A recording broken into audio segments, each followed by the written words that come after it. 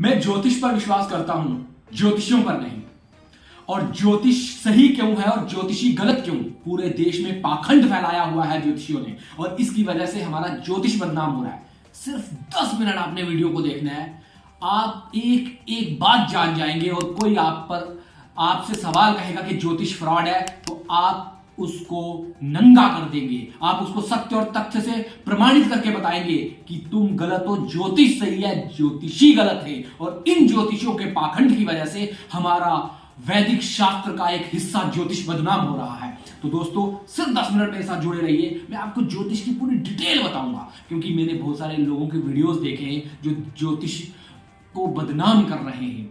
दोस्तों, ज्योतिष गलत नहीं है, मैंने आपको बताया, ज्योतिषी गलत हैं। अभी पिछले दिनों आपने टीवी में भी देखा होगा कि किस तरह इन्होंने पाखंड रचाया और ज्योतिष को बुरी तरह बदनाम किया जब इंडिया मैच हार गई। ये भविष्यवाणियां कर रहे थे कि भारत मैच जीतेगा, ऐसा होगा, वैसा होगा, क्योंकि एक्चुअल में, हकीकत में गणना हो ही नहीं रही है। इसी गणना पर आज मैं आपसे डिटेल बात करता हूं, तो बिना देर गवाए जल्दी से शुरू करते हैं। सबसे पहले तो आपको बता दूं कि भारत में फ्रॉड का धंधा चलता है। आप सुनकर हैरान हो जाएंगे। ज्योतिष से कमाने वाले एस्ट्रोलॉजरों की कमाई बड़े बड़े बिजनेसमैन की कमाइयों से ज्यादा है। सिर्फ यूट्यूब से ही एस्ट्रोलॉजी से महीने के 100 करोड़ से ज्यादा की कमाई की जा रही है। इस फ्रॉड को करने में देश के 99% ज्योतिषी हैं, और वो भी बड़े बड़े ज्योतिषी हैं। ये नहीं है कि ज्योतिष नहीं जानते, वो ज्योतिष को जानते हैं, कैलकुलेशन करना भी जानते हैं, लेकिन फिर भी पाखंड करने रोज राशिफल का वीडियो बनाकर कमाई के लिए अपलोड कर देते हैं। जनता बेचारी सच समझकर उस राशिफल के झांसे में आ जाती है। कुछ पाखंडी तो ऐसे हैं कि ज्योतिष के नाम पर चटनी, रुमाल, नाम के अक्षर तक में बदलाव करवा देते हैं। दोस्तों, ये करोड़ों का धंधा आम आदमी को बेवकूफ बनाने के लिए किया जा रहा है। अब मैं आपके लिए कुछ सवाल अपने आप से पूछ रहा हूं, फिर उनके जवाब दूंगा ताकि आपकी सारी कंफ्यूजन क्लियर हो जाए, दूर हो जाए। सवाल पहला, ज्योतिषी जब रोज राशिफल बताते हैं तो किसी एक राशि के लोगों के लिए कहते हैं कि उन राशि वालों का आज एक्सीडेंट हो सकता है। उस हिसाब से भारत की आबादी 125 करोड़ है, तो हर राशि के हिसाब से 10,40,000 लोगों का एक्सीडेंट हो जाना चाहिए। तो क्या ऐसा होता है? रोज 10,40,000 एक्सीडेंट होते हैं, लेकिन ऐसा नहीं होता। फिर से बता दूं, इन सवालों के साथ उत्तर आखिरी प्रश्न के बाद एक साथ दूंगा। अगला सवाल, राम रावण की राशि तो एक है, फिर एक हारा एक जीता कैसे? कृष्ण कंस की राशि भी एक थी, फिर कंस कैसे हार गया? राशि के हिसाब से तो दोनों को जीतना या दोनों को हारना था, गेम तो ड्रॉ होनी चाहिए थी। सवाल तीसरा, शेयर बाजार में पैसा लगाकर ज्योतिषी खुद करोड़ों क्यों नहीं कमा लेते? सवाल चौथा, अगर ज्योतिष से भविष्य पता चल जाए तो फिर मेहनत की क्या जरूरत है? सवाल पांचवा, क्या नग पहनने से, इनके उपाय करने से करोड़ों मील दूर बैठे ग्रह आपका अच्छा बुरा कर सकते हैं? सवाल छठा, ज्योतिष की गणना कोरी कल्पना है, तुक्का है, आज तक कौन सी भविष्यवाणी है जो सही हुई है? सवाल सातवां, कहते हैं रावण ने 9 ग्रहों को अपने बेड के साथ बांधा हुआ था। क्या कोई इतने बड़े ग्रहों को ऐसे बांध सकता है? क्या कोई अपनी चारपाई के साथ 9 ग्रहों को बांध सकता है? क्या बेवकूफ बातें करते हैं। अब पहले सवाल से शुरू करता हूं। दोस्तों, दरअसल रोज का राशिफल दुनिया का सबसे बड़ा फ्रॉड है। आपको देश के सभी ज्योतिषी बेवकूफ बनाते हैं राशिफल बताने के नाम पर, क्योंकि जिस चंद्रमा से रोज का राशिफल बताते हैं वो 2.25 दिन तक एक राशि में रहता है। इसका मतलब ये हुआ कि 2.25 दिन तक तो आपको राशि में कोई बदलाव हो ही नहीं सकता। तो ये कैसे हर दिन आपकी राशि में बदलाव दिखाकर रोज आ जाते हैं सुबह और रात को दूसरे दिन की राशि बताने के लिए? और कैसे ये अलग अलग बता देते हैं? और दूसरी बात दोस्तों, राशिफल करना ही गलत है, क्योंकि जन्म कुंडली में नवग्रहों की आयु होती है। बाल्यावस्था, कुमार अवस्था, युवा अवस्था, वो मार्गी होते हैं, उदय होते हैं, अस्त होते हैं, उनकी रफ्तार होती है, ये सारी चीजें देखनी होती हैं। तब जाकर एक जन्म कुंडली का अध्ययन किया जा सकता है। उनकी परमानेंट पोजीशन, ये सब देखने के बाद ही भविष्यवाणी की जा सकती है, ना कि सिर्फ चंद्र राशि से। लेकिन पैसा कमाने के लिए ज्योतिषी झूठे वीडियो बना देते हैं। इस पर अगले हफ्ते डिटेल वीडियो बनाऊंगा, कुंडली की जानकारी, कि कुंडली कैसे देख सकते हैं, आपको कैसे जानकारी होनी चाहिए। अब आते हैं दूसरे प्रश्न पर। राम रावण कृष्ण कंस की राशि एक थी, तो फिर कोई हारा तो कोई जीता क्यों? इसका तो निर्णय ही नहीं होना चाहिए था। तो दोस्तों राशि एक होने से कोई फर्क नहीं पड़ता। लग्न जब आप पैदा हुए तब ग्रहों की स्थिति क्या मायने रखती है, वरना चंद्रमा को तो किसी ना किसी राशि में तो होना ही है। 12 राशियां हैं, चंद्रमा हर 2.25 दिन बाद राशि बदलता है, तो एक ना एक दिन तो वो एक राशि में होगा ही। इसीलिए मैंने आपको बताया कि राशिफल दुनिया का सबसे बड़ा फ्रॉड का धंधा है।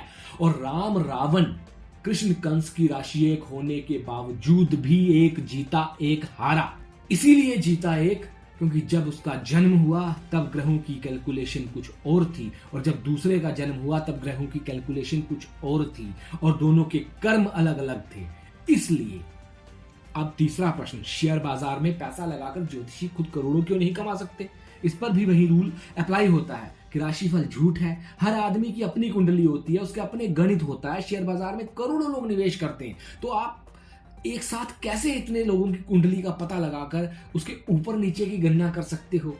यही बात तो क्रिकेट में भी है, वहां भी 22 प्लेयर खेलते हैं। आप किसी एक की कुंडली या टीम की जन्म कुंडली की झूठी कहानी कैसे बताकर मैच की भविष्यवाणी कर सकते हो? हाँ, यदि वहां पर किसी एक प्लेयर के लिए भविष्यवाणी की होती, उसकी सही कुंडली दिखाकर, तो ऐसी बदनामी ना होती जो इन ज्योतिषियों ने पाखंड करके झूठी और फर्जी कुंडलियां बताकर पूरे मैच की भविष्यवाणी कर दी। सनातनियों, सुधर जाओ और समझ जाओ। जो टीवी पर बैठे पाखंडी ज्योतिषी आपको बता रहे हैं वह सिर्फ और सिर्फ आपको भटका रहे हैं। चौथा सवाल, अगर भविष्य पता चल जाए तो मेहनत की क्या जरूरत? दोस्तों आपको बता दूं कि ज्योतिष शास्त्र का जन्म भविष्य बताने के लिए नहीं, भविष्य से सावधान रहने के लिए हुआ है, कि जीवन की ज्योति दिखा सके ज्योतिष शास्त्र। इसी की गणना से आप अपने आप को चुनौतियों से लड़ने में फायदा ले सकते हैं, कि इसका बहाना बनाकर मेहनत से बचने की कोशिश करें। यदि ज्योतिष से सब ठीक हो जाता तो ईश्वर को बार बार अवतार क्यों लेने पड़ते? ज्योतिष जीवन के लिए ज्योति है कि आप सही दिशा में चलिए, वरना आपके लिए मुश्किलें खड़ी हो सकती हैं। दुनिया का अटल और परम सत्य मृत्यु है, उसे कोई टाल नहीं सका, लेकिन उसी का दूसरा अंग मुहूर्त है जो उसे कुछ समय के लिए टाल सकती है, खत्म नहीं कर सकती। जैसे पितामह भीष्म ने कुछ समय के लिए मृत्यु को टाल दिया था, लेकिन वह एक समय अवधि थी, लेकिन निश्चित थी। इसी तरह ज्योतिष और मुहूर्त एक पाठ है। दुनिया का अटल सत्य मृत्यु है जिसे कोई झुठला नहीं सकता, लेकिन इनके जरिए आप जीवन में चीजों में परिवर्तन ला सकते हैं। पांचवा सवाल, नग पहनने से करोड़ों मील दूर बैठे ग्रह आप पर क्या खाक असर करेंगे? तो दोस्तों आपको बता दूं, करोड़ों मील दूर बैठे सूर्य और चंद्र को जब ग्रहण लगता है तो आपको नंगी आंखों से देखने से मना क्यों करते हैं वैज्ञानिक? क्यों कहते हैं कि आंख खराब हो जाएगी, रोशनी भी जा सकती है, सूर्य ग्रहण और चंद्र ग्रहण को डायरेक्ट मत देखिए? क्योंकि असर जमीन पर रहने वालों पर पड़ता है। तभी तो दूसरी बात, आपके अगर किसी से विचार मिलते हैं तो आप उसके साथ रहना पसंद करते हैं ना। अगर आपकी क्लास में एक व्यक्ति आप ही जैसे विचार रखता है तो आप उसके साथ बैठना पसंद करेंगे, उसको दोस्त बनाना पसंद करेंगे, उसके घर जाना पसंद करेंगे, उसको अपने घर बुलाना पसंद करेंगे।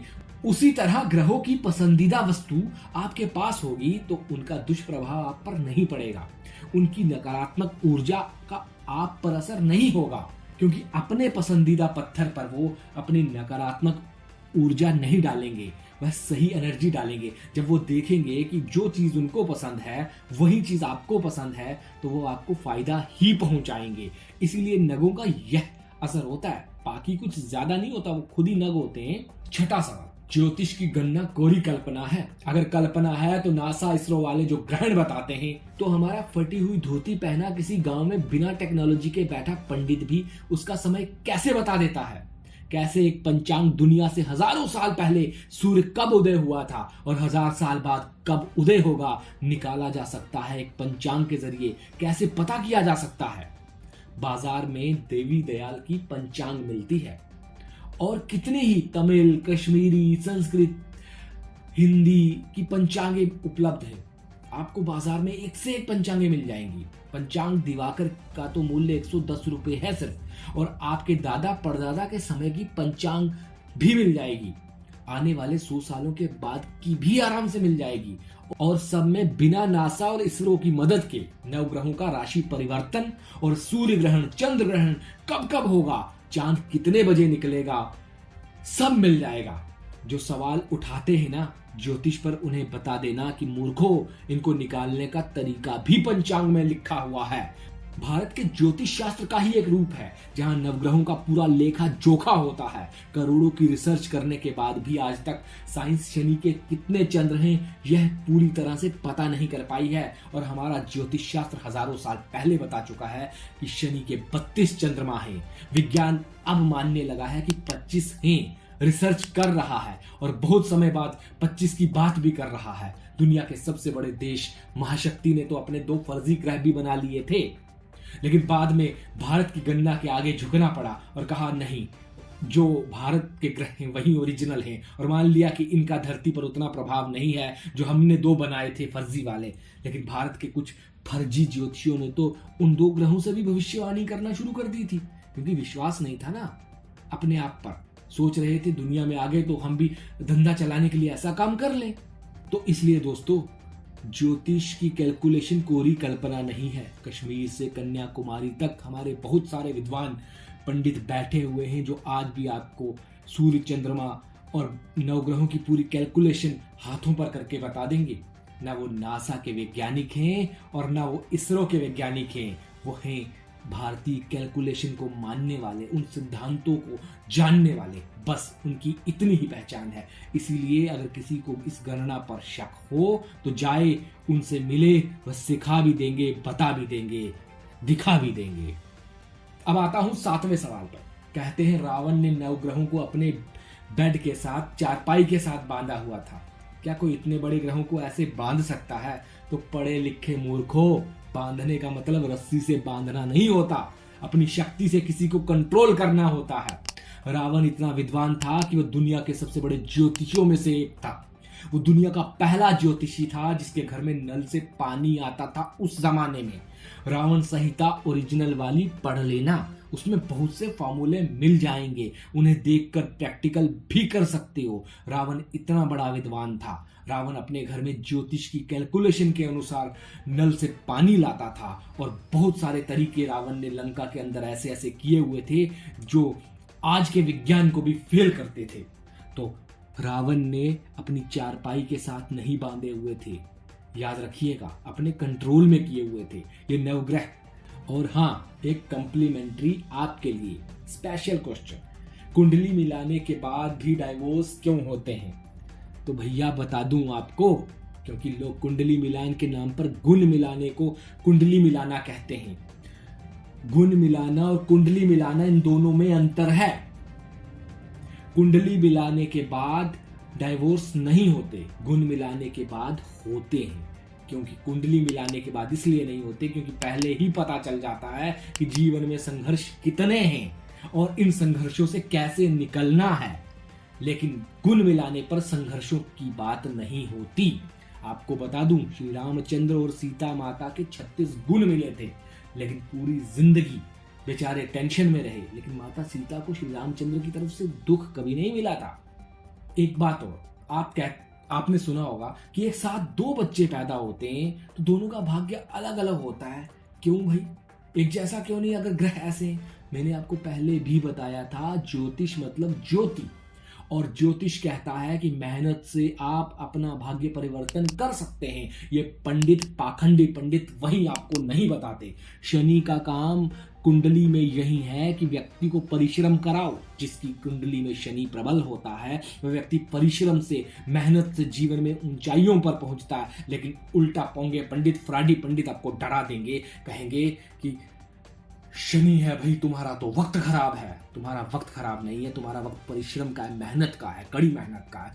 इसलिए दोस्तों, इन फ्रॉडी ज्योतिषियों के चक्कर में मत पड़िए जो आपको झूठे राशि फल बता रहे हैं। इनके चक्कर में मत पड़िए। राम रावण की कुंडली से लेकर मैंने आपको जितने भी तर्क बताए हैं, अपने ज्योतिष के विद्वान लोगों की चर्चा की है। तो दोस्तों, इन पोंगा पंडितों के चक्कर में मत पड़िए, इन फ्रॉडी ज्योतिषियों के चक्कर में मत पड़िए। मैंने आपको बहुत सारे प्रमाण दिए हैं। एक वीडियो के अंदर बहुत सारे प्रमाण देना बहुत मुश्किल है। मैं कोशिश करूंगा कि अगली बार मैं आपको और ज्यादा प्रमाण दूं। अगर आपने इस वीडियो को लाइक किया, शेयर किया, सब्सक्राइब किया, तो मैं एक और शानदार ज्योतिष पर वीडियो आपके लिए लाऊंगा और उस वीडियो के अंदर मैं आपको पूरा तनु धनु सहज सुरित सुतरी पुजाया मृत्यु धर्म कर्म आय व्यय पूरे 12 भावों का 12 जीवन में सबसे बड़े 12 चीजें होती हैं उनके बारे में एक छोटे से वीडियो के अंदर इतना सिखा दूंगा कि आपको यह पता चल जाए कि ज्योतिष शास्त्र गलत नहीं है। इसको बताने वाले दिखाने वाले जो फ्रॉडी ज्योतिषी पैसा कमा रहे हैं वो गलत है। अगर आपको जानकारी अच्छी लगी है दोस्तों तो शेयर करें, लाइक करें और सब्सक्राइब करना बिल्कुल ना भूलिए और बाकी सारे लोगों के साथ भी जरूर इस वीडियो को शेयर करके उनको भी बताइए कि राम रावण की कुंडली एक थी, कृष्ण कंस की कुंडली एक थी। जुड़वा होने वाले दोनों बच्चों का भाग्य एक जैसा नहीं होता। यही प्रमाण बताइए उनको कि जो आपको फैलाया जा रहा है, जो आपको दिखाया जा रहा है कि शेयर बाजार में ज्योतिषी खुद क्यों नहीं पैसा कमा लेते, इसीलिए पैसा नहीं कमा सकते क्योंकि शेयर बाजार में एक आदमी के ग्रह नहीं होते, वहां लाखों लोग होते हैं, लाखों इन्वेस्टर्स होते हैं। तो बताइए ये सारे प्रमाण और मुंह बंद कर दीजिए उनका जो ज्योतिष पर आवाज उठाते हैं, जो ज्योतिष के खिलाफ आवाज उठाते हैं। ज्योतिष सही है और ज्योतिष सही रहेगा। ज्योतिष तो ज्योति है। दोस्तों अगर आप समझ गए हैं तो लाइक, सब्सक्राइब और शेयर करना ना भूलिएगा। ठोक बजा के आज इतना ही। फिर मिलेंगे एक शानदार और जानदार वीडियो के साथ अगले शनिवार।